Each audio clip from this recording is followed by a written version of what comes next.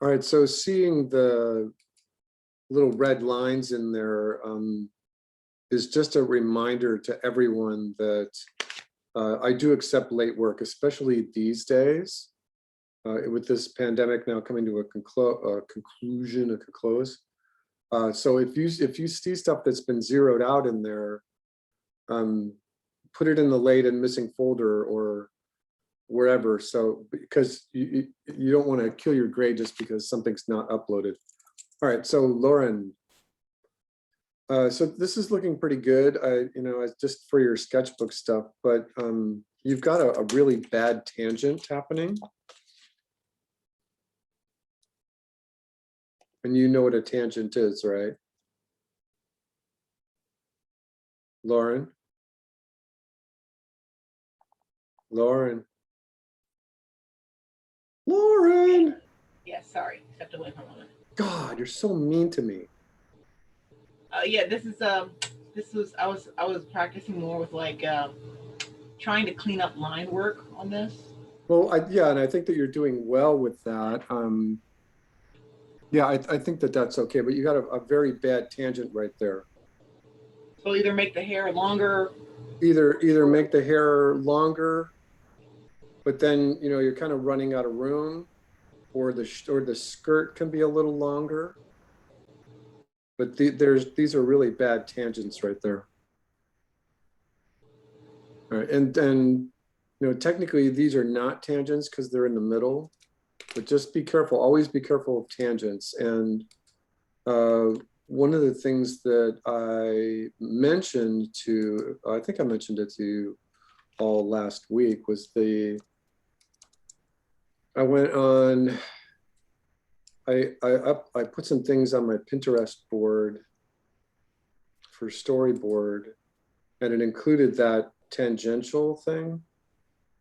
I think this is storyboard. Yeah, this avoiding tangents.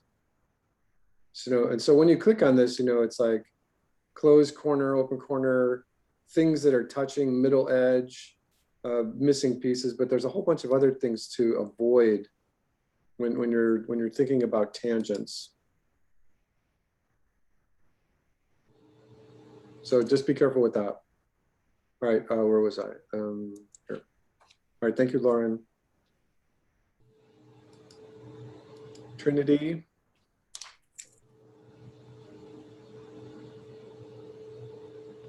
Okay, good. Yes. Nice.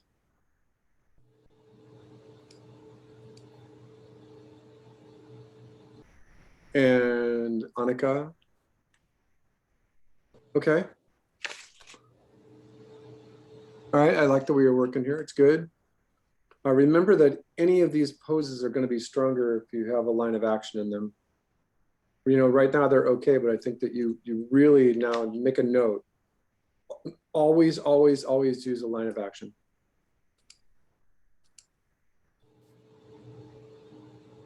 All right, this is Fernando.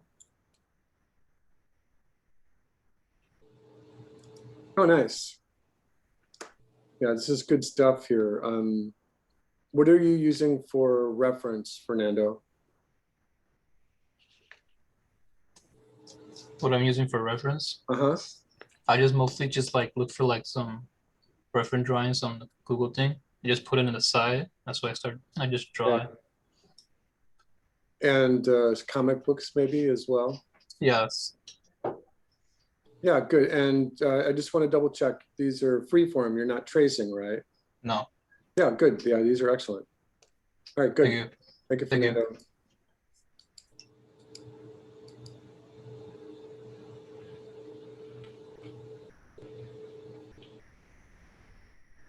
Noah.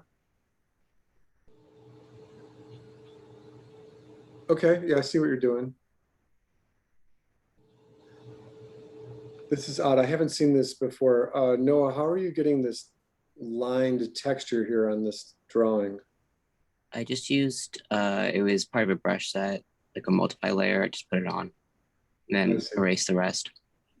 Because, this is the way that tone and texture was added to comic strips for decades, that you would just use like patterns that you would cut out of Frisket and put it right on top of your drawing. Straight lines, curvy lines, polka dots. There was all kinds of stuff when I was learning how to do this. It was, in the real cut and paste days. I think it's interesting. I probably wouldn't get carried away with this too much. If you were going to study this, it might be more interesting to just make a mask and then paint this area with gray and then give it a transparency in Photoshop. It also might be fun to see what it looks like. Two different things that might be interesting. And the first is that instead of using black lines, just give those lines a slight color if you can. And it immediately changes the dynamic of the tone and texture and highlights and shadows that you've got working. And then try black lines over the top of color too. You might find it to be really interesting. I think the shadow is a little strong on this one. Take your shadow down to about 80% gray. It's overriding the form, especially around the top of the head where the eye is. Other than that, they're good. Thank you, Noah. All right, Chloe, you're here. Okay, yeah, these are good to study. Good studies. Okay, yep. Cute. Thanks. Right. Thank you, Chloe. Yunwei. Okay, good. Yes, keep going, keep going. Excellent. And Ria. Ooh, lots of drawings. So this is interesting. So let me ask you, for like this guy right here on the middle bottom, is there possibly a black and white gesture underneath him? Not for those. I wanted to just kind of try going straight to the. Okay, I mean, they're fun. They're really great. values. So where are you getting your poses from? I have a friend who will put them up and then we'll all draw it together. So I'd Okay, ask him. I think he finds packs online and then just yeah, screen shares them. right. Yeah. Well, I did that too. I have 16 folders filled with images that I use for just studying and looking at. All right, yeah, these are all fun. Yeah. And again, I think you should probably patent these characters. Steals them from you. Yeah. All right, Emma. Oh, nice. Yep, okay, good. I'll buy that. That's very good. Thank you, Emma.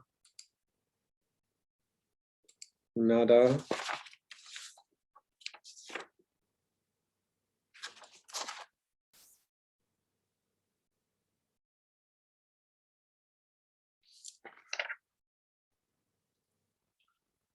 Oh, these are great. I like that you're trying different line styles. That's always important. If this goes for everybody, if this is like a really wonderful thing to do as an artist, is to play around with really small drawings and middle-sized drawings and close-up of faces, but to try to use different lines. Yeah, that's always nice too. And my guess, these are all digital. Nada. Actually, most of them are scans from my sketchbook. Okay. Yeah, I like it. And so if they're scanned from your sketchbook, is this just one page of your sketchbook, or are you putting it together in Photoshop? Yeah, I put together a few different pictures in Procreate. Okay, and so do you have a multiplied background? Do you have an invisible background? Or are you just very carefully cleaning them up and pasting them into a square? Yeah, I just had to clean up the edges for each picture when I pasted Just them the in. edges. because it's looking really clean. Yeah, there's a technique about that I've been using for a couple of years now about just obliterating the background using a color selector in Photoshop. So you select the black, right?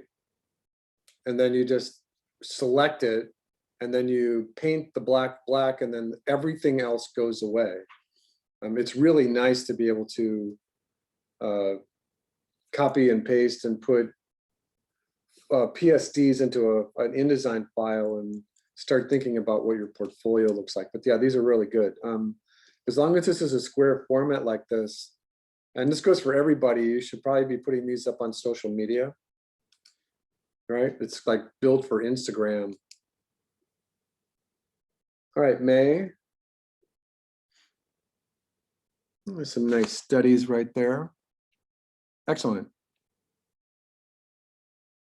Okay. Yeah, good. It's very fun. You can tell you're having fun with it. Yes, thank you, May. Randy. Okay, good. Just a request as you go on and on and on, make sure that you're going to be more precise about your anatomy. So, you know, this is a good start, but anything that you're drawing, always try to find where the bones are, make sure you're finding the proportions so that it's more of a medical illustration than just a sketch. That's just my recommendation. Rachel.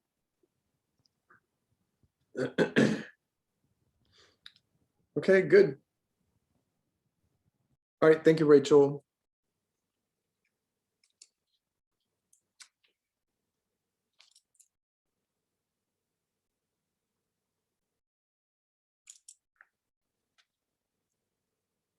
Okay, so now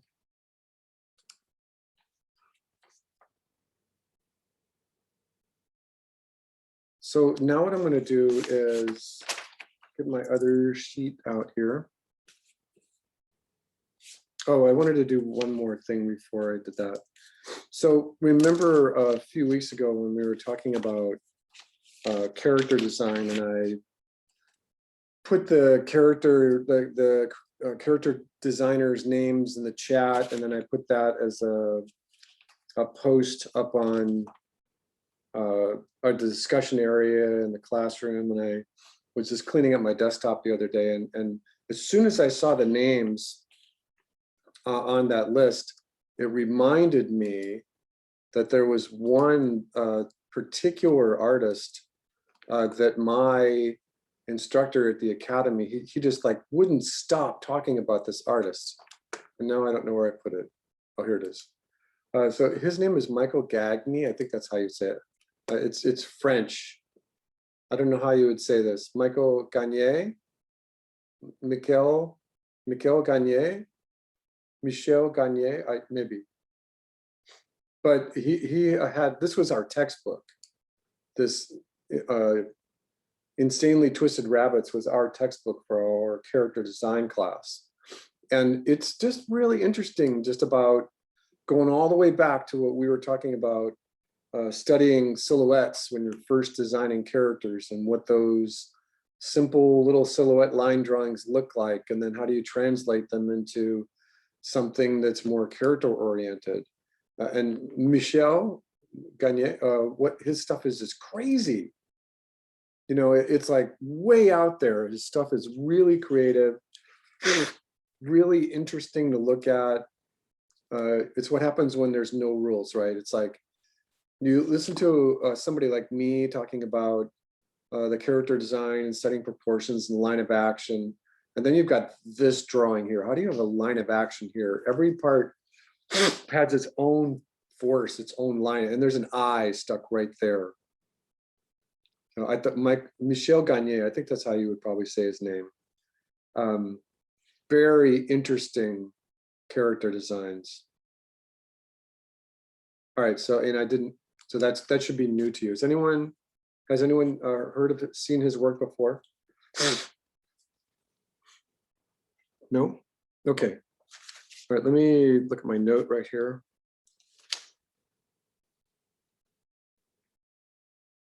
Okay, so remember that what I'm doing here is I'm not going to put anything up in the grade book for this week. So this will be due. Technically, I would like everything to be done for the final, which would be in 3 weeks. But I think the way to just keep you all on point is that next week I'll put in like backgrounds, right? And so, and it's a big component of this class. So today is going to be making sure that your backgrounds are working. And in order to get your backgrounds working, I'm going to need to see your maps, and you're going to need to share your screen with me. And so having said that, I'm just looking at this, and so backgrounds would be due next week. And then the week after that would be your boards that have the backgrounds in them. All right, so having said that, let us just go straight down the list alphabetically. Lauren, do you want to share your screen with me, please? You do? No? Are you going to do it anyway? Yeah. Let me just get my maps.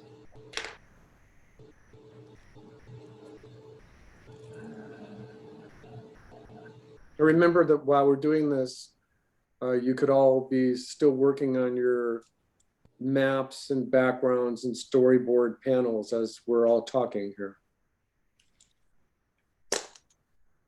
All right. All right.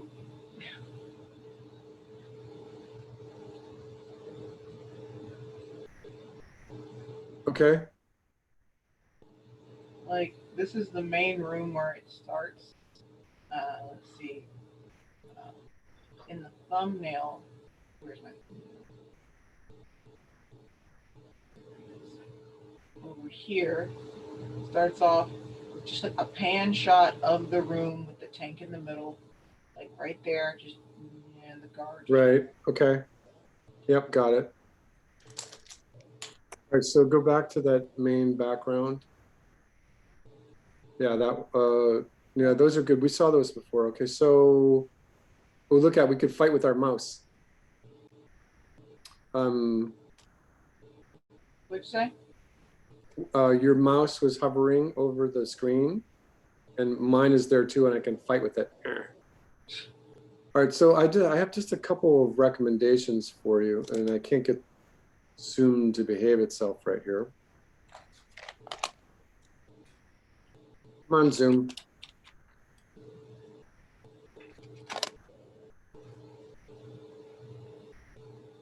Oh my God.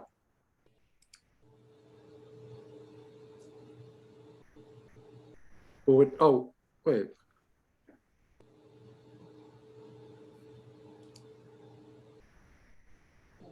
All right, yeah, it's different when you're sharing the screen. I forgot, we haven't done this in a while. Okay, so a couple of things just to point out for you. So this would be your first camera position. And I would just be really careful because this is too long right here. So even though it's still just a sketch and a thumbnail, still be precise, because the actual 16:9 ratio is actually about right here. So if you wanted to put those little dotted lines, put them here. And that opens this up, that your B position would actually be right about where this one is. And it's okay, a pan can be really long. I mean, I've seen pans that are like this, where you start out at position A and end up at position B, and it's just a really long pan. So just be a little bit more precise with that, especially at this point. Then the next thing that you would want to think about here is that you have a vanishing point that is outside the actual picture zone, which is fine. Remember that the higher up this goes, that this kind of shot becomes a 1-point vertical. in other words, the camera is technically looking down on the shot.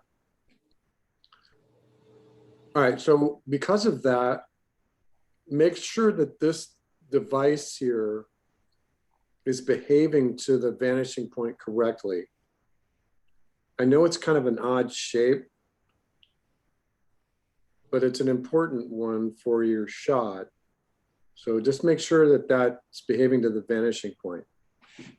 All right, now because this is a 1-point vertical, you remember that thing that we did when we're studying, like a person is standing there and they're just minding their own business, they're doing their thing, and the horizon is here, and the vanishing point is here. And any time that there is another human, their heads are always about the same position in the lines that point towards the vanishing point. So because this one is, the vanishing point is high a little bit, you want to be careful about where your characters are. So you might want to study just like how tall they are, because now yeah, this is the intricacies of a 1-point vertical shot. I think it's okay, but just make sure that you got everything locked in okay. All right, so this is okay for your first background. Remember that what I am asking for from everyone is 4 different backgrounds for your shot, at least 4 different backgrounds. So, and it looks like you're covered. This background here is really simple, right? And you carry, can you scroll down a little bit? So yeah, you carry over. So it is not simple. So this one,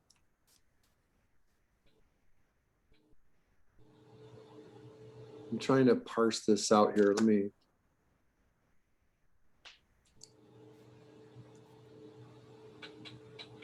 So for this one, it looks like you have a horizon about right here. In that one, it starts off with the camera kind of like closer to the ceiling and looking up, and then it follows the characters as they're coming down out of the sky, like down, as well as changing position to look at them as So that's fine. And then these are like little construction architectural lines of the building. Okay. Okay. All right, so yeah, so this is good for a second one. Just what I would recommend here is doing a bigger drawing of this so that you can discover where your 1-point perspective is right here. And then even though this is up here, it still might be behaving to the same vanishing point. And then you can have fun with it cinematically, where you actually start with a ECU, a close-up. And so this is your A, and then this becomes your B position, and this becomes your C position. So you pull out like this to go to position B. And then you pan down to position C. I think that'll be nice for a third background. All right, so do you have a 4th one that you would like to show, or 3rd or 4th one that you want to show me? No, not yet. So you're planning it though? Yes. So for whatever it's worth for all of you, in the production world, a shot like this, remember that if this up here was shot 1, could you scroll up just a little bit? Yeah, so if you were going to say that this is panel 1, right? And that this is panel 2, you might want to think about this because this panel is actually right here. Right? See it? So having said that, you could just almost leave this out. Or, oh, I see what you're doing. So the characters come in after a period of time, right? Yeah, it's just, All right, so this would be panel 2. And then, and yeah, okay, this would be panel 3, which is your pan down. This becomes panel 4. This becomes panel 5. This becomes panel 6. Anytime you have a character where there's not a lot going on in the background, your background can just be a color card. It can just be a CC. This is a BEV here. And so remember, everyone, that one of the things that I was kind of make the point about is that using different cameras, making sure that you have enough room around your storyboard panels to put in indications like this is a BEV, this is a bird's eye view. But this is just a close-up. This is a CU. And I can see here that if you would take my suggestion for a position A, and then this becomes position B, and then this is C, and then this becomes D. This is a very nice background right here. If there's not a lot going on here in the background for this character, this can just be a color card as well. But remember that I am looking for 4 different backgrounds from you all. And you got 2 right here. So make sure you've got a total of 4. All right, so what else would you like to show me at this time? well, the only other thing really was you said I needed to change the aspect ratio of backgrounds. I drew yeah. that they're like a little longer, although I think I still have the ratio a little off. But... Right. All right, so my advice would just be to keep going. Yep. Thank you, Yeah. Lauren. Hands for Lauren. Yay. Thank you, Lauren.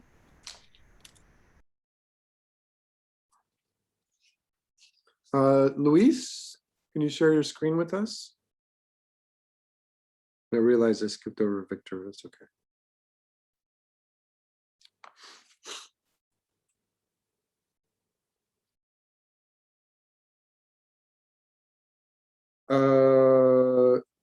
No, I don't want you to show it after class because that means extra work for me. If you want to put it up in, just load it up to the sketchbook area of the class, I can look at it and maybe make a comment in it over there.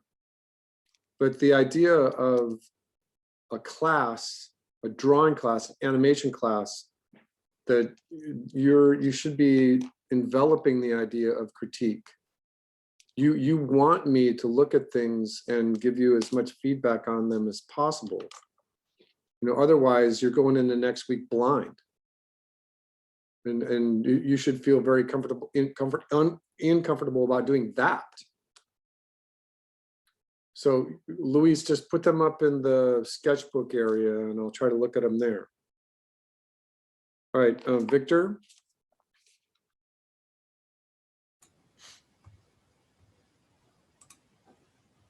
Victor, you want to share your screen with I'm here. us? Yeah, sure. So, let's see. I mean, I have no idea how to do it. So, let's see.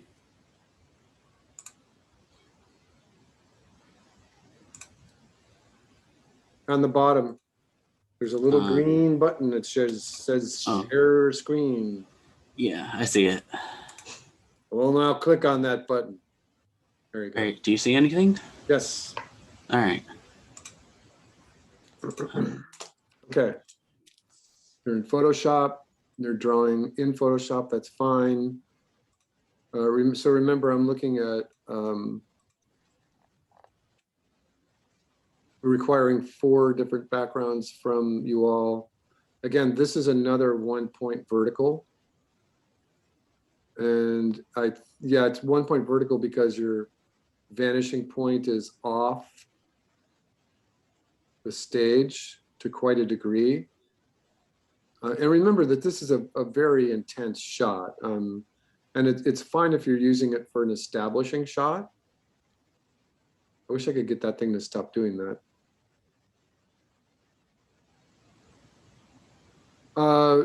Because of this, you have an odd ratio. remember that things have to be 16 by 9. And because of that, you're missing this amount right here. And because of the ideology, the theory of focal points, you're missing any kind of action that might be happening on your major focal points. So is the camera going to do anything here? Is it going to push Well, in? this is just a basic layout, though. I mean, I don't necessarily plan on doing anything, though. Let's see if I were to switch real quick. Because I have this layout right here, if you can see it. But yeah, let's see. So are you going to use this at all?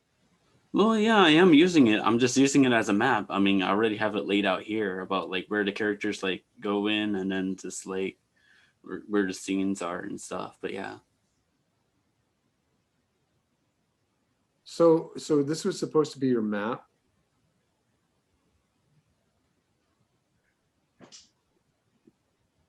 Hello. Yeah, it is a map. So, but it's not, because it's a view of a setting with perspective. A map, if you wanted to do a map of this, it would be a down shot of the room. Hold on one second.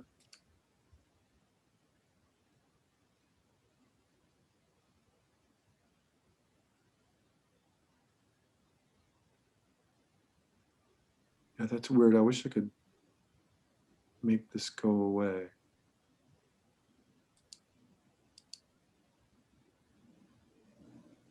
Huh.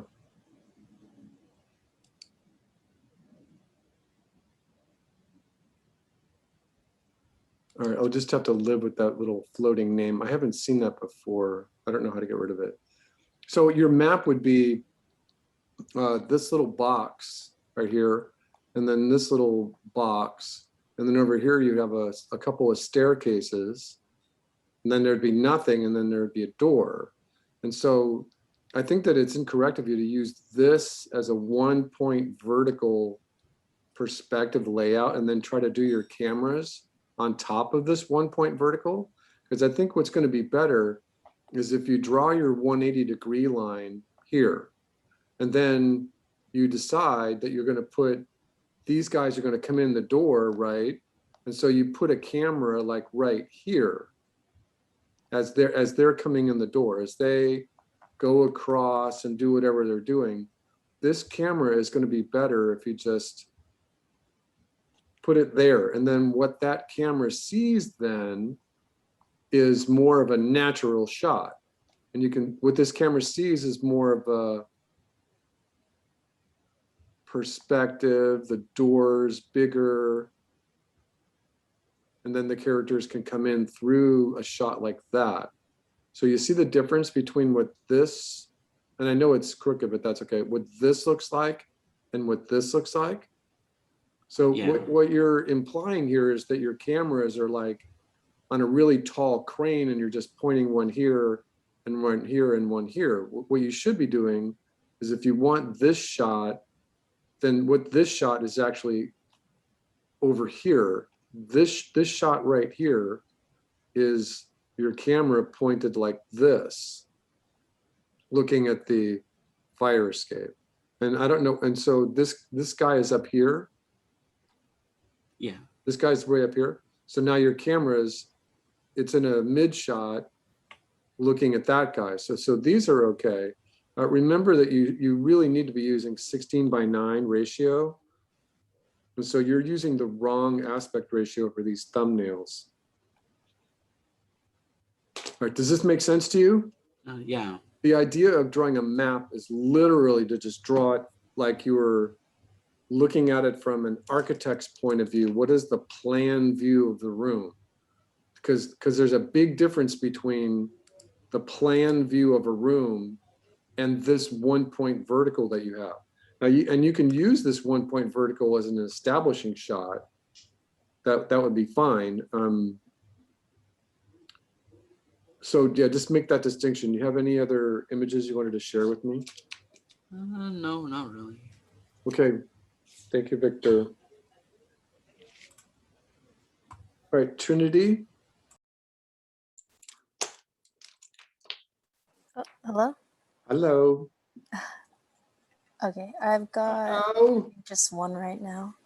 I'm going to go to London for a little bit. I don't know how to. Just a little bit. The green button on the bottom. Oh, I think I turned off the settings to share it. Hold on. Like I locked it from my computer.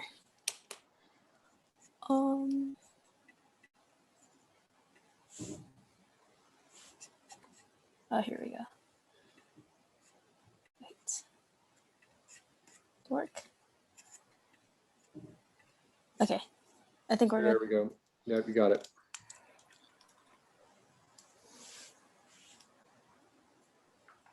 Okay, let me study this for just a moment.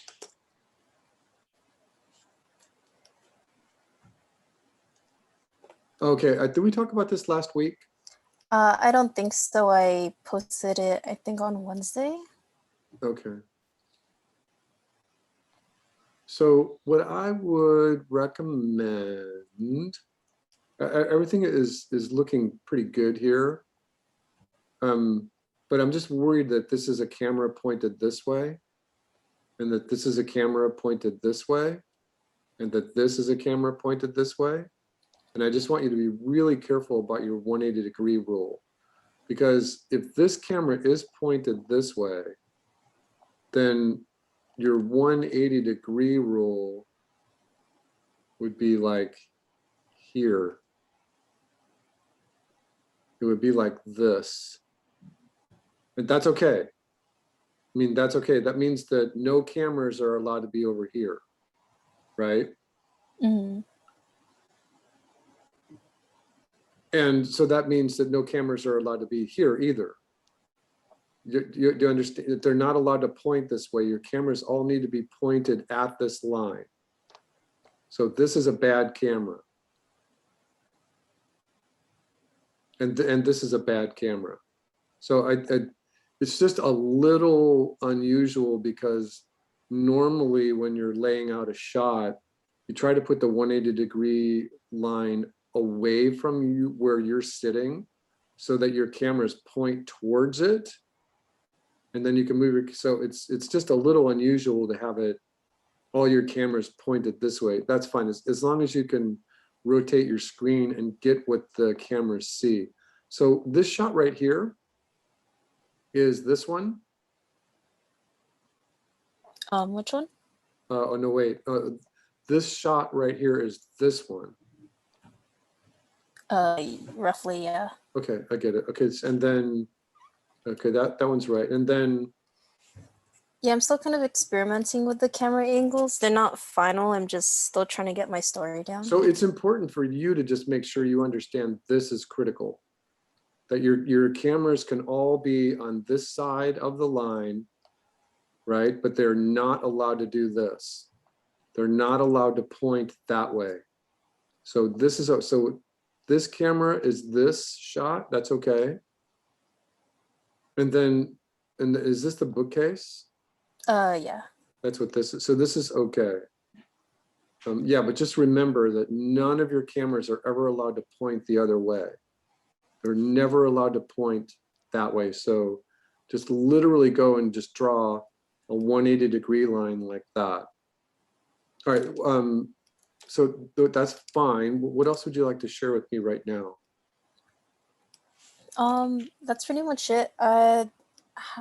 I kind of have a few more ideas, but I haven't been able to draw them out on the program yet.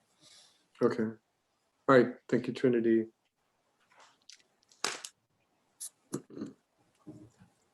Annika?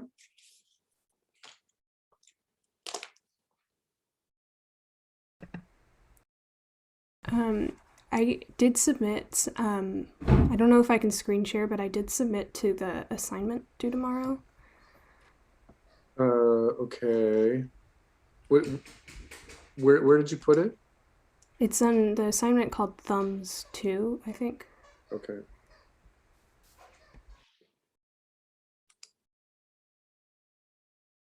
I think that was from last week. It says it's due tomorrow, but Yeah, because I kept it open. It was actually from last week. Okay.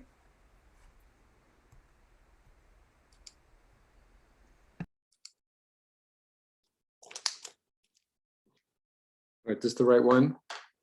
Yeah.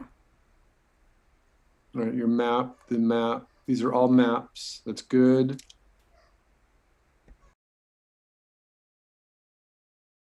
Perspective looks okay. Yeah, we talked about this a little bit. Okay, yeah, it looks good. Right now I'm studying to make sure. So I just start to worry here with the room. So let's just go through this just for everyone one more time.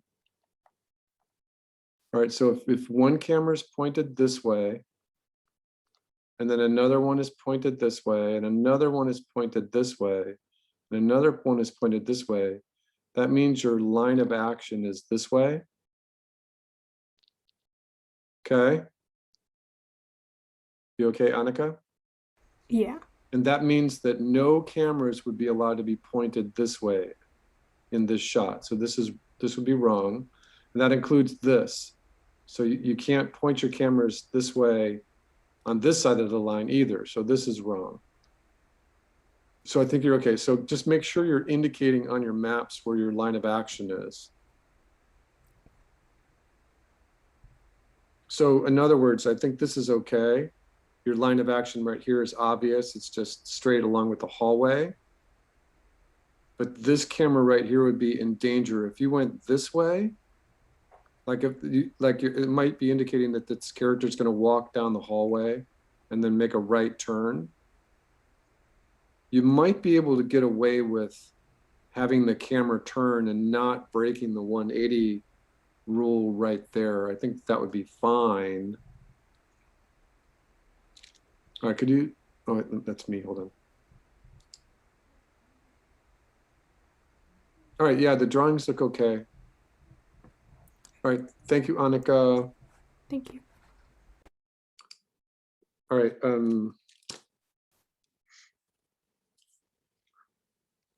Fernando?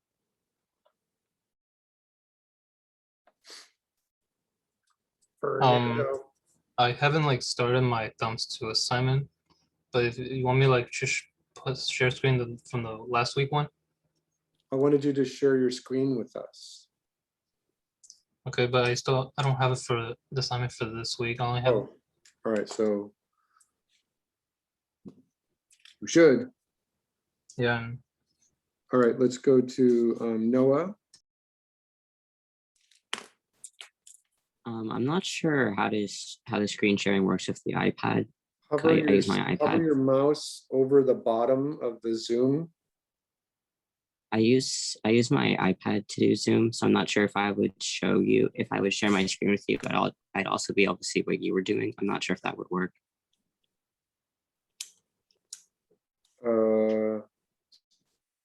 Did you put them up in that thumbs area as well? Yeah, I did. You did. I thought that for this week's thumbs too, we had to just do more stuff. But if you're looking for more of the background stuff, Well, no, more stuff. I had that turned in last the week. idea this week would be getting your maps and your backgrounds done, so we could talk about them. So hold on one second. Yeah, the ones I turned in last week are more backgrounds, I would say.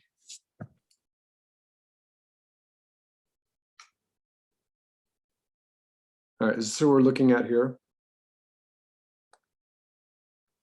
Noah? Noah? Yes. Is this the right one? No, this week I focused more on characters. For the previous assignment, I had my maps and backgrounds.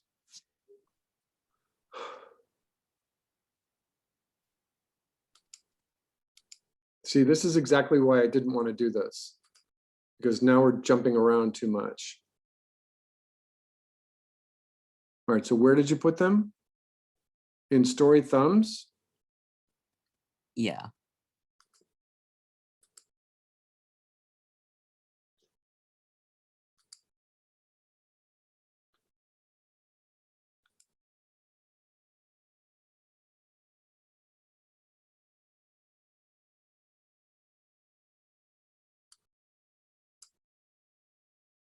All right, I think I saw these. They look okay. Be careful of your perspective right here. It's a little oblique. It's a little dramatic right here. You might want to just bring your camera down to a normal position. Let me just show you what I mean. So this right here is a drawing. It's okay. But if this is supposed to be a map, then what I would recommend is getting your camera up here set to see what it's looking at and say, okay, in a pre-setup of your shot, what does the camera see first? And it sees like this little bar here. And so draw the bar and establish that you have a horizon line and that now you have a bar. What is this thing right here? It's a bar. Is it like a workout bar or something? It's like a bar for ballet or whatever. Okay, good. So have these lines, and even though you might not see just the feet of these, but have the lines be to another vanishing point over here. And then you have a corner of the room. So the corner of the room is here, and have it go to the vanishing point as well. And then you have a boom box over here. And then you have the floor. So put your perspective in on the floor. Now, what you have said is that this is mirrors. And so the way this works is that if you plan these, plot these lines out against the vanishing point that's over here, this is VP2, then you can discover where the reflection in the mirror is. You see what I'm doing? So this is the foot of this that's this thing right here, right? And so if I push this towards the vanishing point on the right, where it intersects with the baseboard of the wall, twice the distance then is the reflection of this bar in the mirror. And then it goes to the vanishing point as well, and then we don't see it anymore. So this is your bar. This is the wall, and then this is the reflection of that. And then this becomes the composite.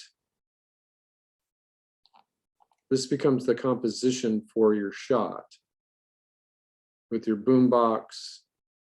Maybe you even want it on a table. All right, so you see the difference in those two drawings? Yeah. All right, so that's what I'm looking for.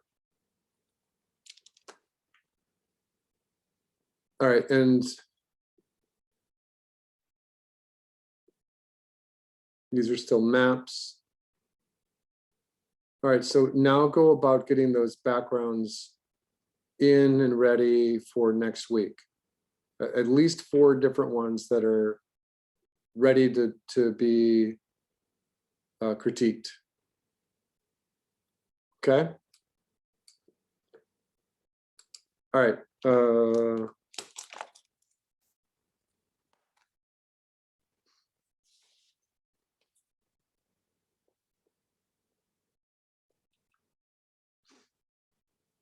All right, Yunwei, do you want to share your screen with us? I'm so sorry. I'm not ready for this assignment yet. Okay, so let's do this. Let's take a 20-minute break. Okay, thank you. 20-minute break. Take a 20-minute break. Thank you so much.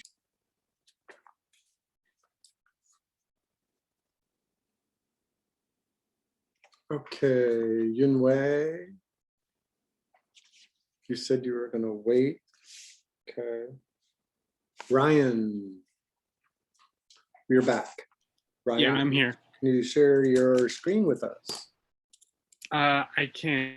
So did you want to look at my maps? Yeah, and the beginning of your backgrounds. Okay. Because for the maps, I think I turned those in last week. Yeah, so I think you've already seen them. Okay, but you have the BGs, the backgrounds? No, not really.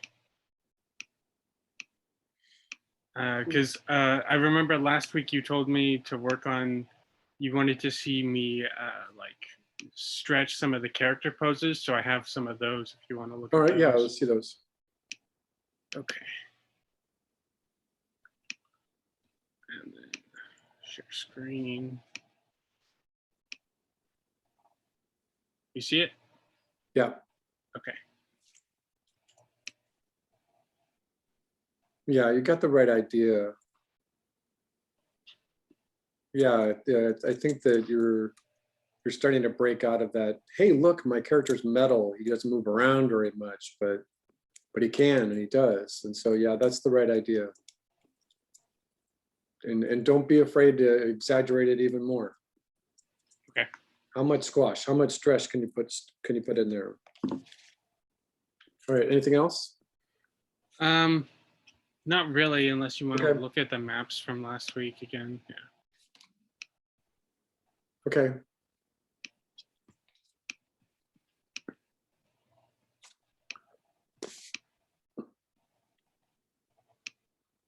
Ria. Get up mine.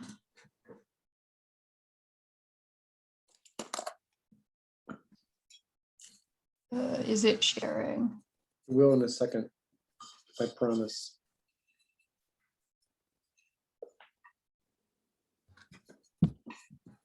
Make it a little bigger for us. Yes.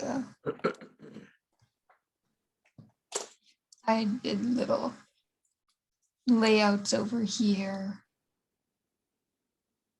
and had a little plot story thing. Right. Went to breaking down the scenes here.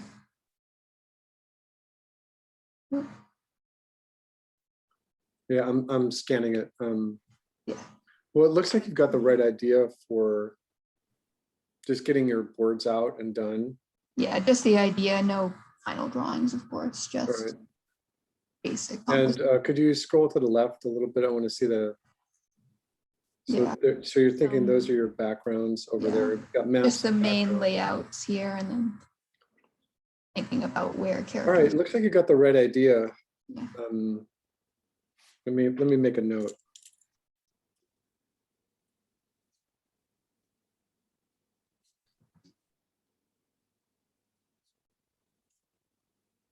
All right, do you need help with anything? You have any questions?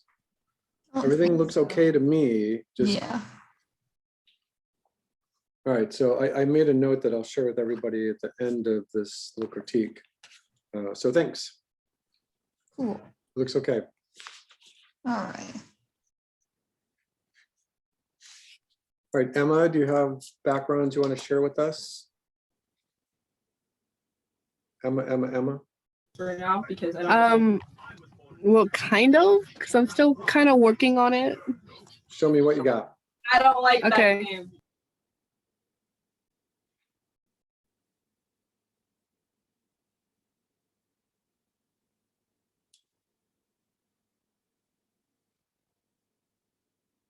Okay, so, oh yeah, you're using the Autodesk sketchbook. So this is Maya putting together a drawing tool. This was free, wasn't it? Emma? Yeah, it's free. I think it's free, and it's a pretty good tool, actually. All right, so it looks like you got the right idea. And so that drawing right there of the room, which story panel was that coming from? Which one? The bigger one. This one? Yeah. Oh, this is like the beginning, like the entrance where it starts. All right, so it's not represented in any of the thumbnails. All right, it looks like you got the right idea. Did you have any other ones you want to show me?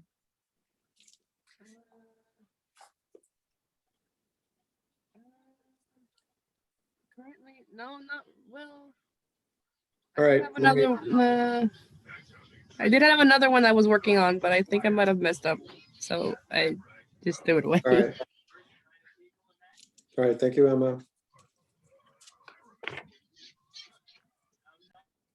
Nada, do you have a background or two that you would like to share with us? Yeah.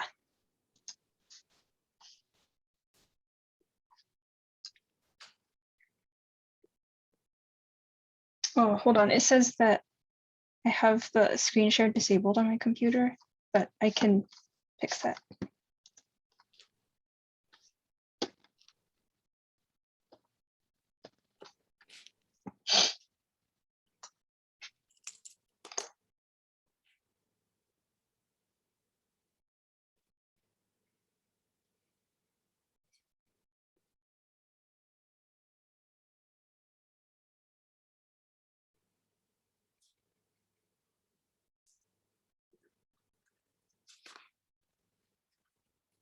You're working on it? It said that I can't change it unless I restart Zoom. Really? Yeah, I don't know why, but I did submit it under the Thumbs 2 assignment also. Which one? So I had new backgrounds that I drew and I submitted under Thumbs 2, which is the one I think Thumbs dude. 2. Yeah.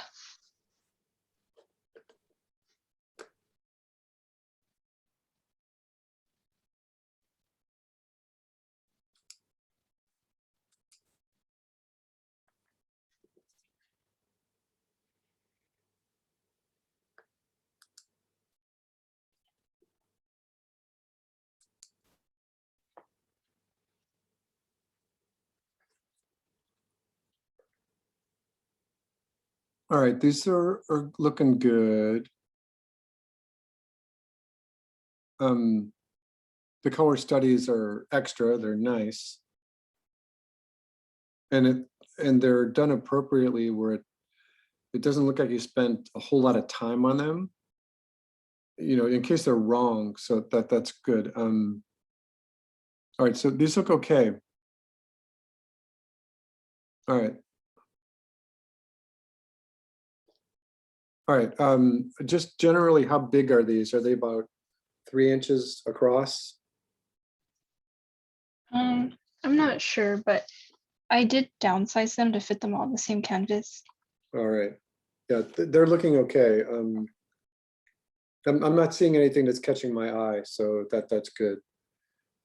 Make sure that when you're sketching in your characters, even in like arrived at the top, you know, in this one right here, that you've got the characters inside the frame a little bit more. You never want to have a character outside that action safe area, especially if you're drawing thumbs or boards. All right, thank you, Nada. Let me do this. I saw that there were a bunch of other uploads in here. Let me go backwards. Okay, so Ria, we just saw that. Ryan, we just saw that.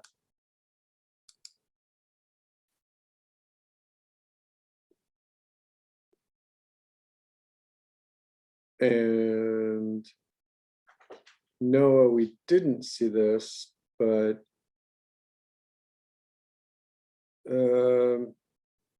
Noah, what are these little circles here? They're like when you have the lines in the pool separating the lanes. There's a pool? Yeah.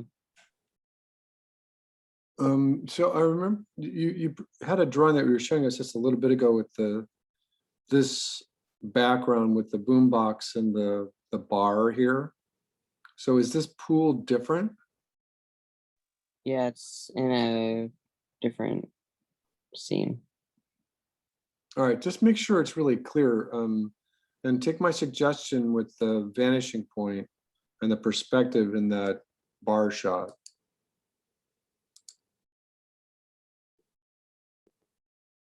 All right, so it looks like everyone had uploaded to the Thumbs 2 board. Some of you.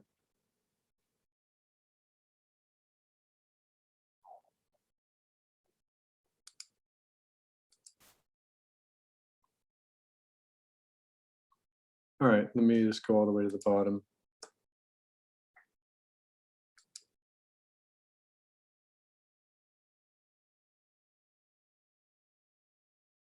Character design, turn looks good. Those are great. These are great. These are great. Story.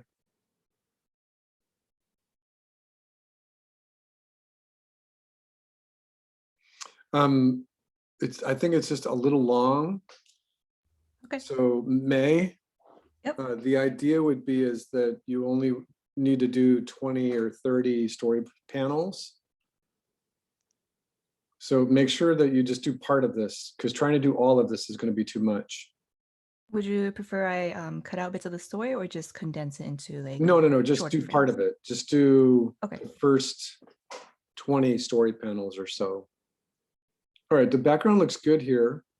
Except This it's is, and only this two. technically, what's going on here is that these trees are in the foreground Mhm. down here, and then the structure of the house is a midground, and then you need background in there too. So you need foreground, midground, and background elements.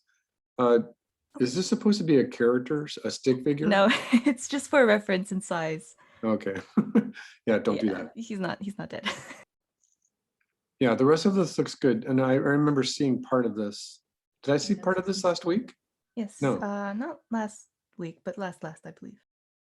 Yeah, I think you've got a really good handle on it. Your gestures are nice. Thank you.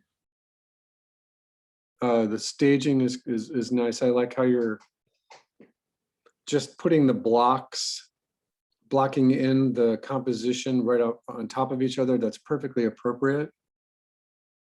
Just to make sure you get it right. Studying poses that are off the panels as well. Yeah, it looks good.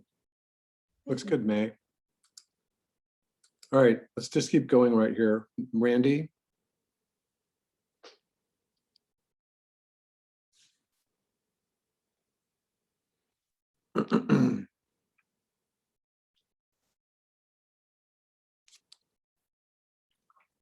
Randy, are you there?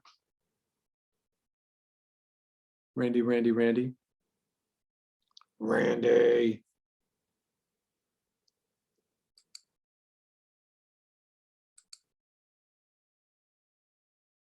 Randy, you're here, but you're not here. Randy. Randy. You know, if I could guess, this would be the exact kind of thing that the Academy was having a problem with, is that people walk away from their Hello? computers. There you are.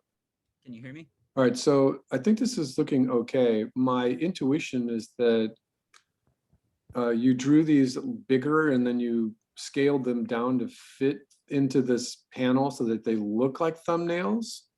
Yeah. So what ends up happening is that you've got a very clean line work, and which is fine. I'm just worried that your lines are just a little too straight and that there's no organic quality to it. It's okay. It's not the craziest thing I've ever seen. I want to know what this is though. What is this? Is this a bank? Yeah, it's a bank vault. Oh, it's a bank vault. Okay. All right, so he goes into the bank, and he takes out the money, and this is one of those cartoon fights. Yeah.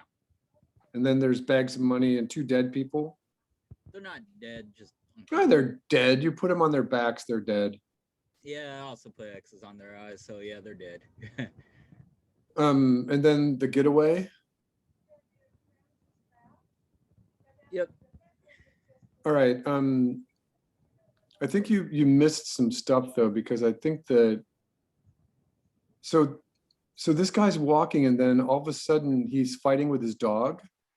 No, there's a guy walking a dog, and then in the further on the second thumbnail, if you look further or if you can zoom in, there's like another guy like walking like his little android, and then the dog and the android starts fighting. Why? Well, I haven't really wrote that part yet. I think that it's important because if they're just strangers, the dog could attack that guy for sure, just randomly. Yeah, I mean, it's but I think that you need to show it. See, this is the danger of drawing with straight lines in Photoshop and using your, your straight edge tool, and then compressing everything down to now what should be thumbnails, because everything is in a wide shot. And that is not the best way to tell a story visually. So make a note for yourself. Every single thing here is in a wide shot. You've got like a medium wide shot of the guy going into the bank vault, but everything is a wide shot. So get medium shots and get medium close-ups and close-ups. Tell the visual story. Your maps look okay. I think you need a 180-degree line in there. Yeah, I shouldn't have done it. And don't be afraid to just draw freehand. I think that when I see your little crane here, the drawing actually looks good. So don't be afraid to draw that freehand. Most of it is freehand. It's just like sidewalks and certain buildings are straight edge. All right, thank you, Randy. All right, Rachel.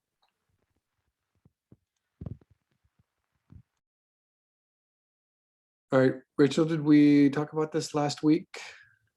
So the bottom two, I redrew my map just a little bit and then had some of your suggestions on like making bigger trees and stuff. And then the second background was also, you suggested putting the mountains on the side. All right, oh, right, yeah. And then a lot of the ones that I did last week, I feel like had the big background shot. So I didn't know if I really wanted to redraw them again. It's up to you. I think what you've got is okay. Keep going with it. Yeah, I think that what you've got is okay. Keep going with it. Okay. All right. So thank you. Thank you, Rachel. All right. So at this point, does anyone have anything? Because I suggested last week that I was going to ask you to share your screen. So does anyone have anything that they want to share? Did anyone post anything to the thumbs to area while we were talking? I could try and share my maps if you would like. All right, and I didn't see who was talking. So who is that? Once again, who is that? Sorry, it's me, May. Oh, wait. May? Okay. Yeah.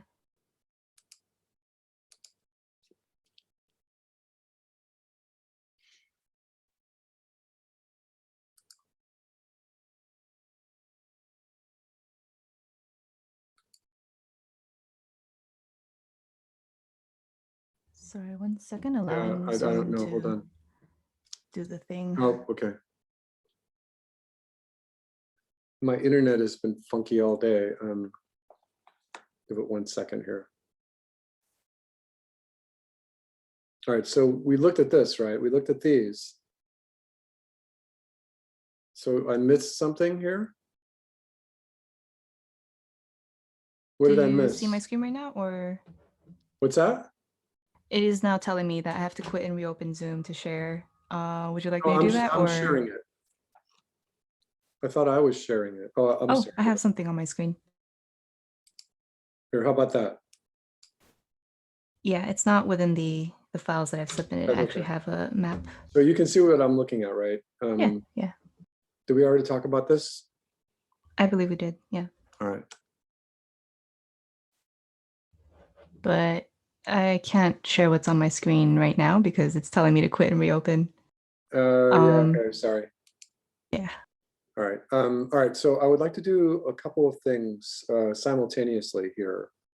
And the first is go over the notes that I have regarding what I think is a good strategy for getting into next week really cleanly. And so let me just take a look. What I would like to do is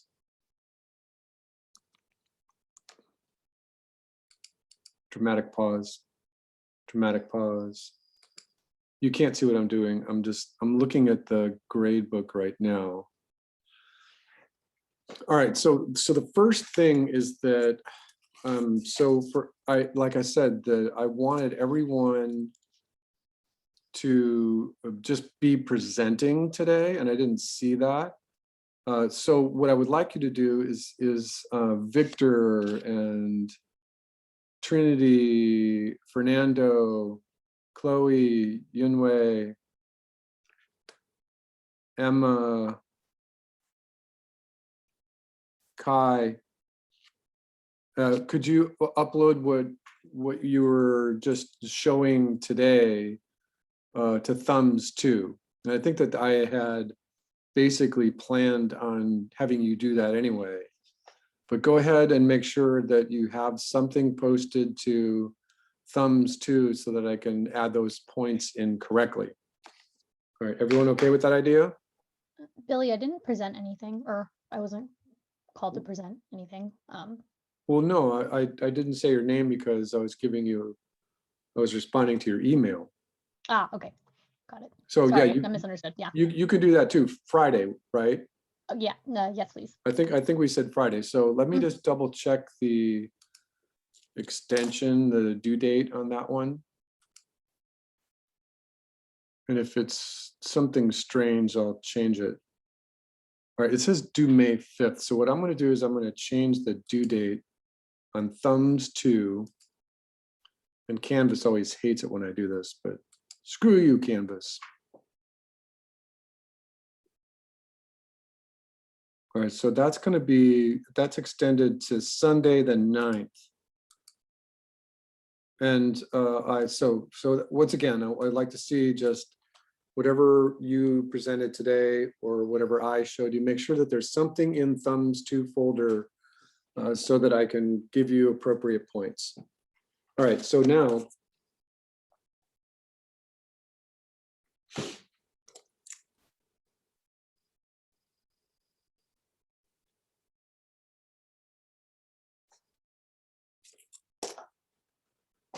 just make my notes. Okay, so what I'd like to do now is go over a couple of things. So one of the things that that I had talked about, and I thought that you know, I didn't bring up the right folder, so, and I moved things around, so just 1 second here.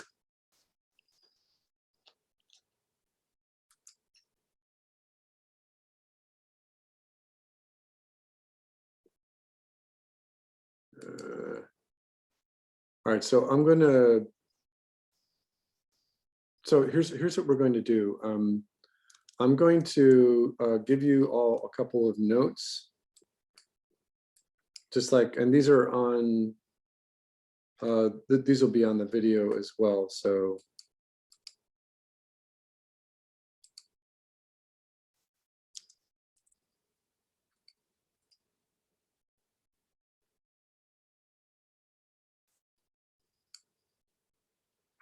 All right, so a couple of things for you all to think about. Let me get just a normal blue. The first thing is that I need 4 backgrounds.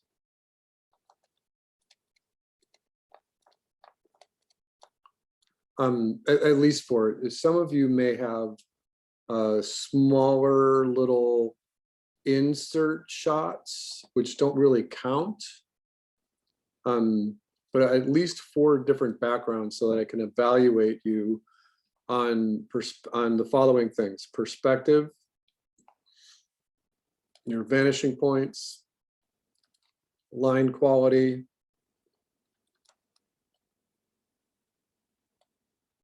let me think here, composition. And within your shot, because there's 4 of them, to make sure that your 180-degree line is followed properly. All right, and so having said that, you're already kind of doing that anyway. These should be inside the story panels. So they don't need to be separate. Does everyone understand that? They're inside the story panels. Now, the only way this works is if the story panels are 4 by 2.5. Because remember that I think it's 2 1/4. Remember that that's the ratio that we're working with. So if I just bring up my calculator really quickly, and I say 16 divided by 9 equals 1.777. That is the aspect ratio that we are working with. So if I say 4 divided by 2.25, then that comes out to 1.777 as well. So this is a good size. This 4 inches by 2 1/4 is a good size for final boards. This is a good size, and put a big check mark right there.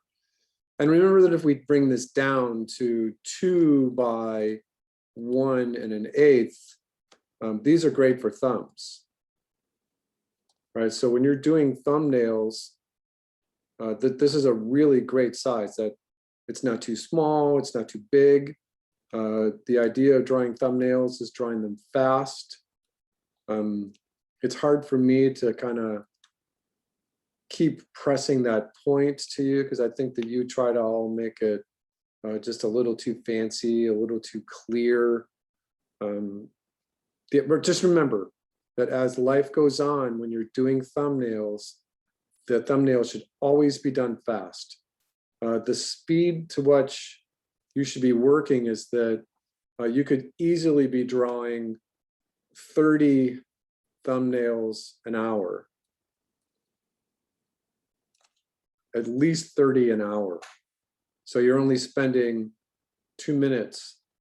2 minutes on each thumb. That's like the maximum for each thumb. When you're doing final boards, you tend to spend more like 5 to 8 plus a little bit more minutes drawing the final boards.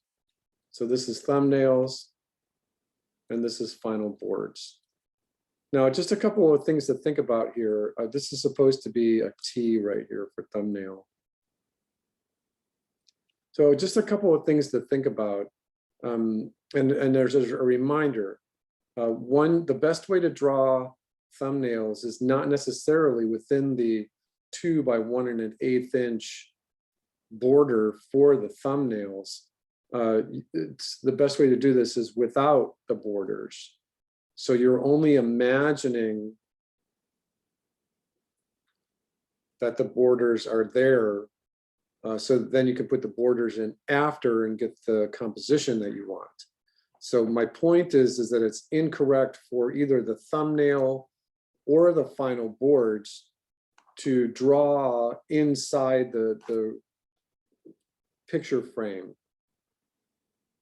So if you've got your thumbnail here and you're like, even drawing your perspective, and you've got your horizon, you've got your mountains, and you're paying attention to everything, even doing your thumbnails quickly and you're drawing inside the borders, that you're not exploring what the composition could be like when you're just drawing freeform and you're saying, well, there's my perspective grid, there's a perspective grid in the sky, there's a road, there's the house, and you're just kind of sketching, you're kind of letting your pencil just kind of move around a little bit.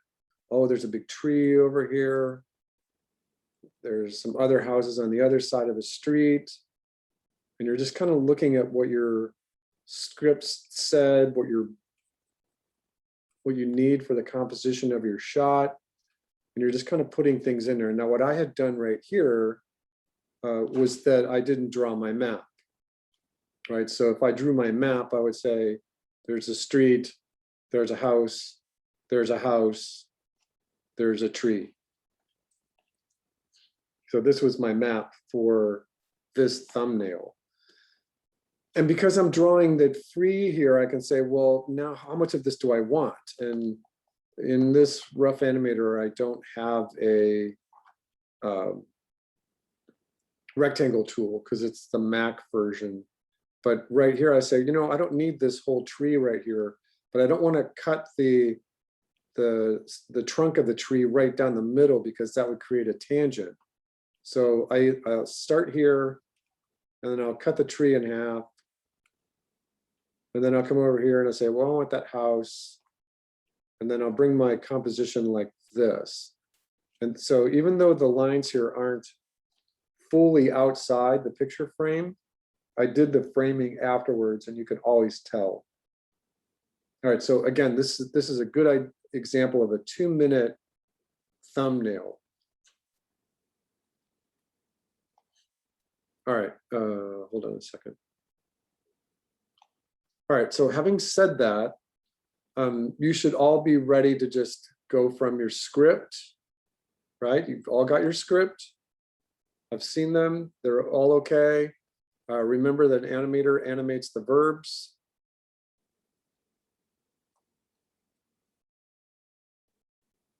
Right, you want action. You want action in there. You all need your maps.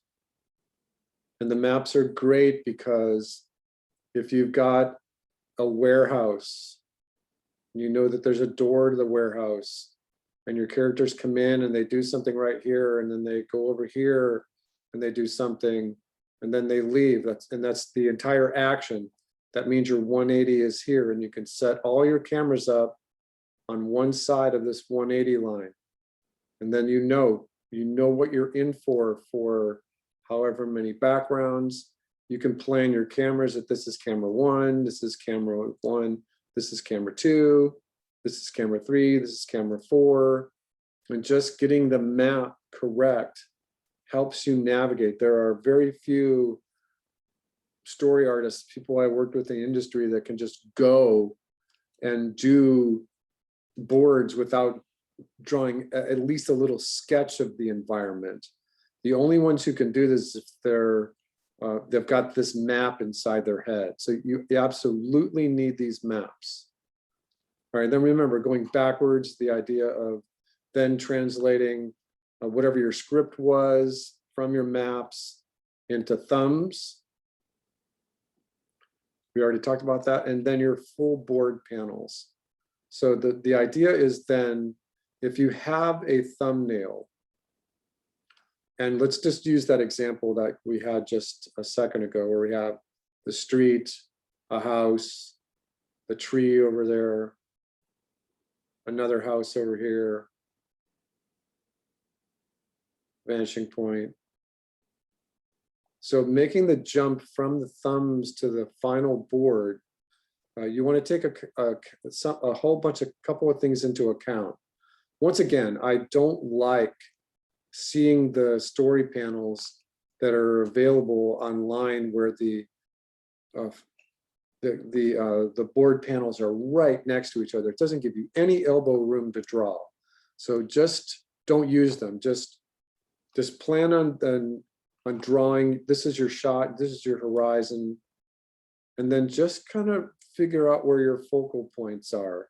This is your vanishing point, this is the street, and just draw a little more clearly so that there's a house to the vanishing point. Pay attention to your perspective. If there's another vanishing point over here for 2-point perspective, then put it in there. So this is just an example. Then the tree, and then the leaves of the tree is nice and big. All right, so then this house. So what we're doing here, what we could do here is that we've got a vanishing point here. We can also have a vanishing point over here. We have a third one if you really wanted to be precise about this house that's nearer to us. All right, and then maybe there's a tree over here. So the idea is bringing it up and spending about 5 minutes on each one of the story panels.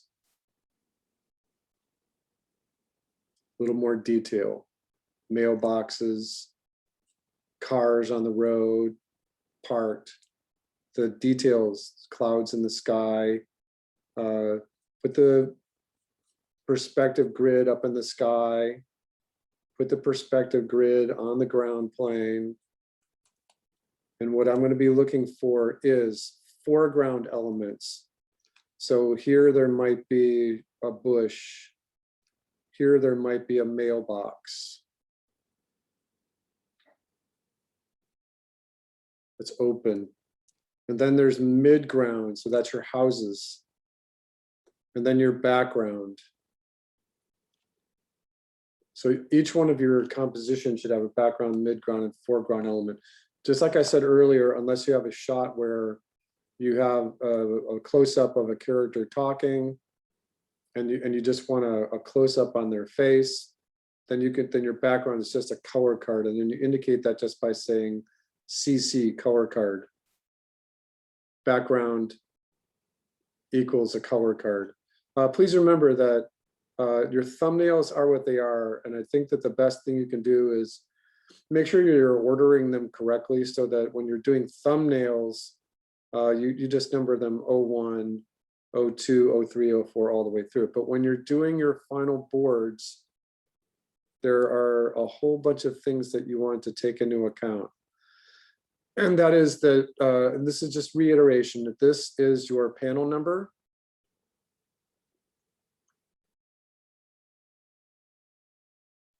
This is your shot number.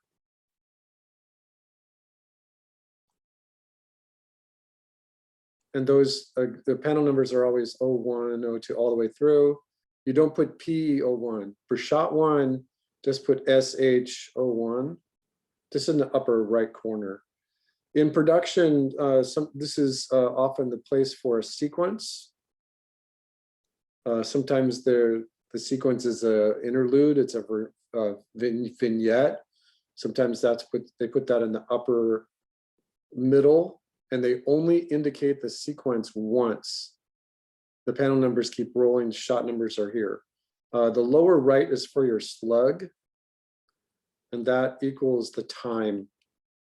How much time do you think each shot is going to be on the screen for? All right, and then then you have screen direction here.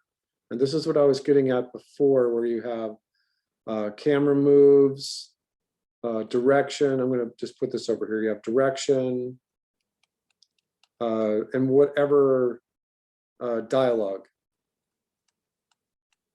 Whatever dialogue, and that will go underneath that. And that's why you need room between your panels.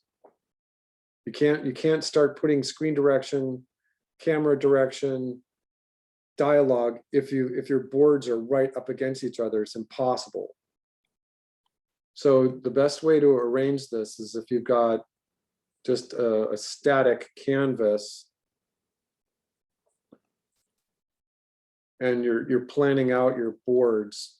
Well, even that is just a little too much. Let me do it like this. Yeah, this is better.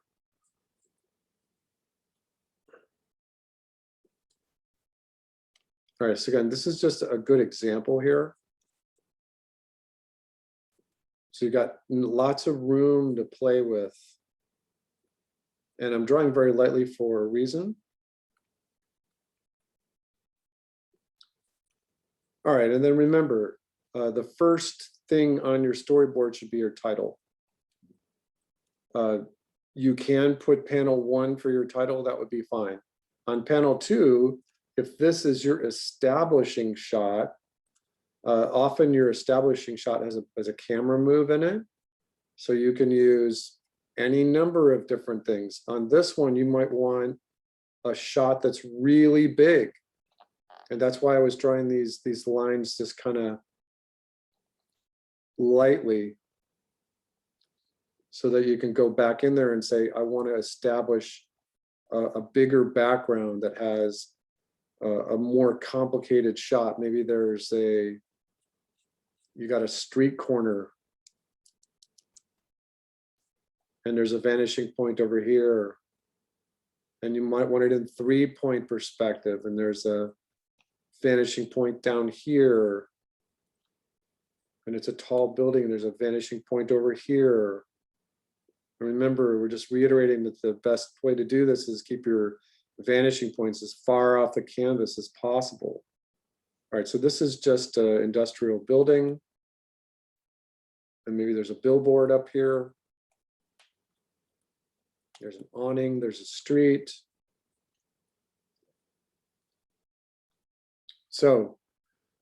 this, because it's your establishing shot, panel 2, this is shot 1, SH01. Establishing shots can be 12 seconds long. So just put 12 seconds. And in here, you could do a whole bunch of different things. You can start lining up office windows. You can put the doors of the building in there. You could put the display windows. You could put the fire escape on the side here. And maybe it's a cityscape, so there are some trees. There's some cars going by. There's another building over here. All right, so what's important though is make sure you're identifying these correctly, that this is panel number, shot numbers in the upper right. If you don't need anything up here, this would be sequence or vignette or whatever, you don't need anything up there. But this is your slug and your dialogue. So you would say, my camera is going to start wide and it's going to go all the way here. And so it's going to zoom in and rotate a little bit.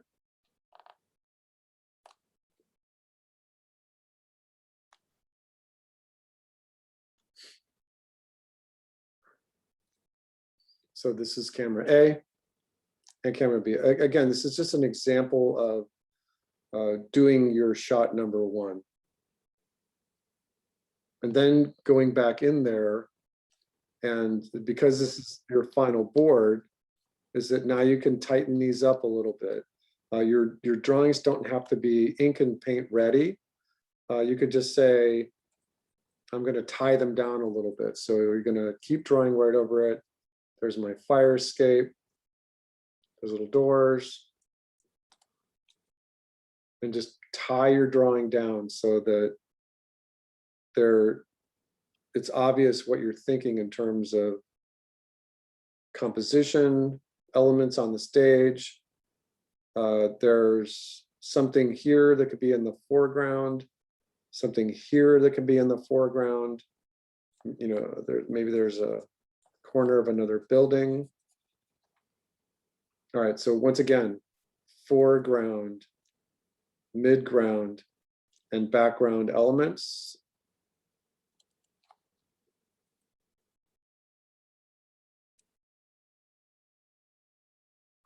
For each one of your shots. All right, so and again, it's just a little different for everybody as it goes, but I want to see at least 4 of these backgrounds taken to this kind of production value, so that they're bigger.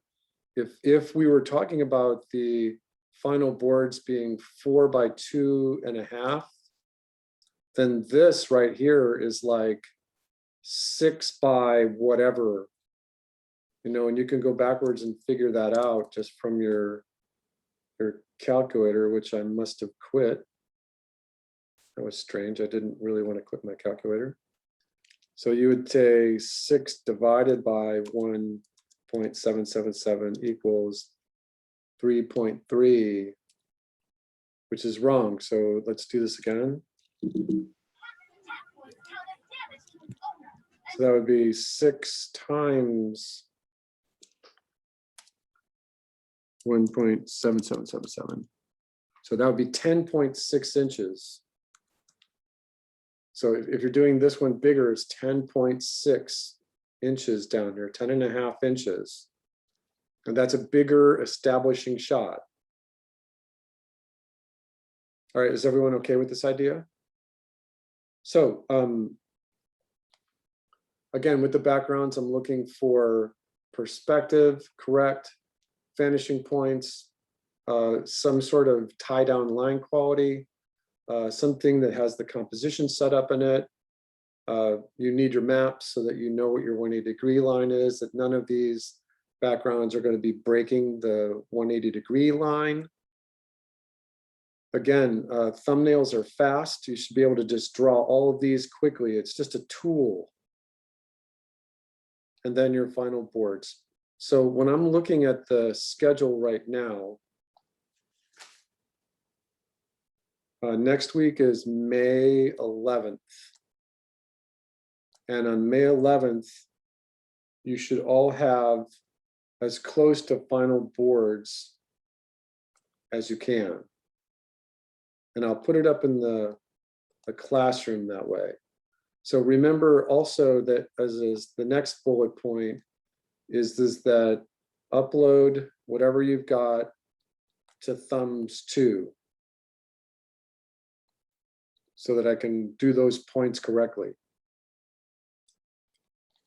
All right, and then because we still have another week after this May 11th, I've kind of changed my strategy just a little bit.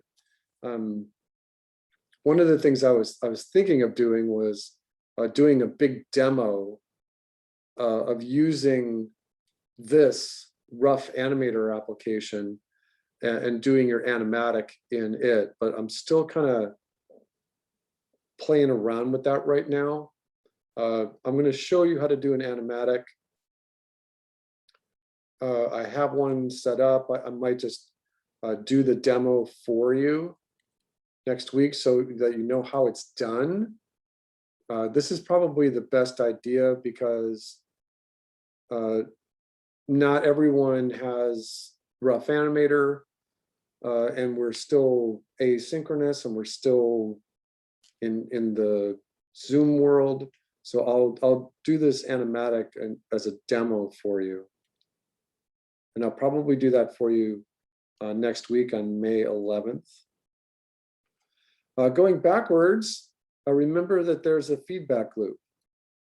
And that once you start drawing your thumbs, you've got your script already, and you start drawing your thumbs and you're doing these final boards, right?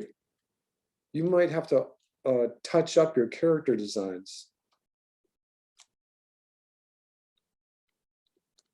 Right? It's always possible that you might have to have a feedback loop and go backwards and touch these characters up a little bit. It's okay if you just do it. Technically, in the industry, in the studio world, you would actually have to go back and touch up your model sheets. You'd have to finalize them if you were making changes. So there's something to think about here that this is a very natural thing to happen. But if you're doing what would be considered final boards and you're already, if you're changing things at this point, sometimes these model sheets are already copied and all around the studio. And so you have to have good management to say, this is version 8 of your character design. This is version 8 of your model sheets. And then your line producer has to go back and make sure that all other model sheets are taken off the floor and shredded so that everyone is only working with the newest version. It makes for a little bit of management issues when you're working in the studio world. And it happens all the time too. It happens all the time. All right, so let me just take a look at my notes, see if I didn't forget anything.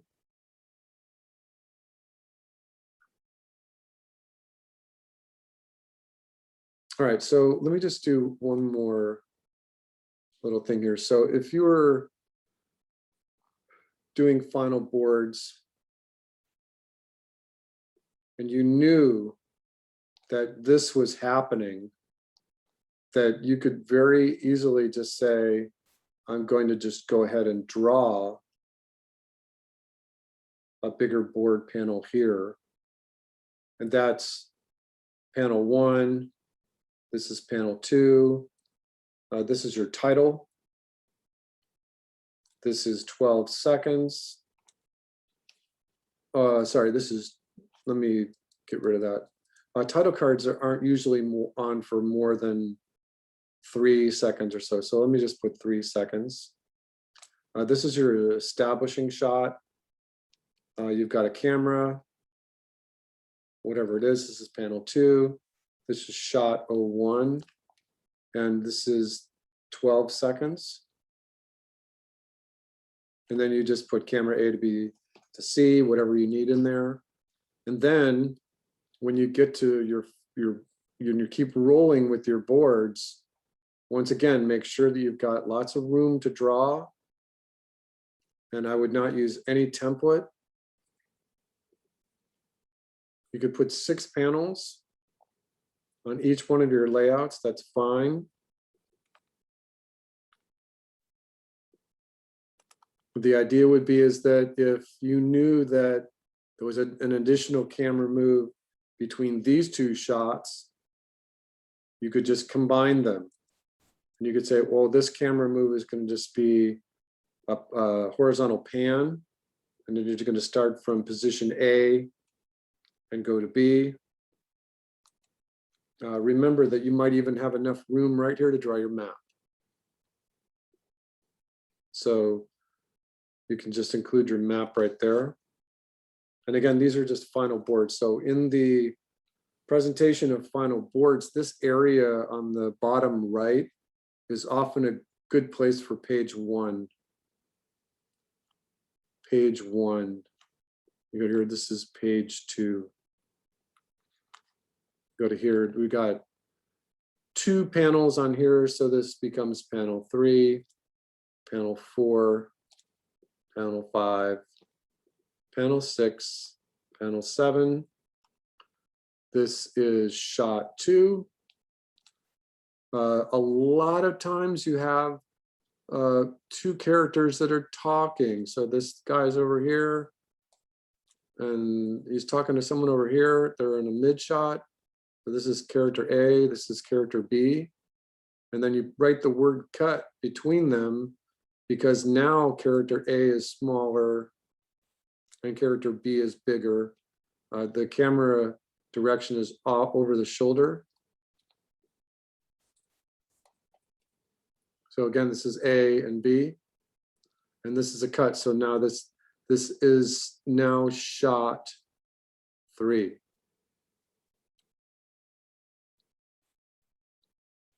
All right, does everyone understand that? Remember I did my little coffee table demonstration? So this is the way you start thinking about your boards, over the shoulder, whatever your dialogue is, whatever the dialogue is, action. All right.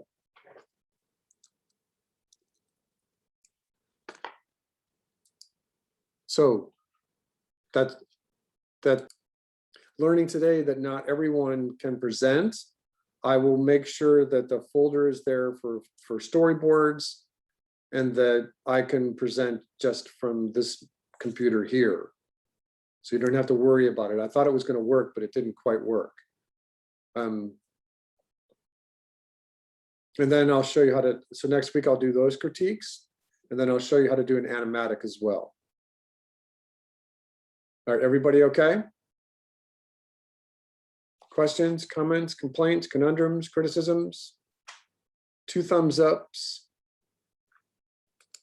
I'll put one in there too, thumbs up. Billy? All right. Yeah. Just to check, the 4 backgrounds are just going to be part of those final boards, right? You just want them. Yes. Okay. When you draw your map, right? Hold on one second. So the best way to make sure that you got this covered is that when you're here drawing your map, oh, hold on a second. This is a scene. And we really haven't talked about this before, but some of you have a couple of different maps, which is fine, but you could literally just have one scene and that your first camera's over here and your second camera's over here and your third camera's over here. Your first camera might be over here. It's a wide shot, right?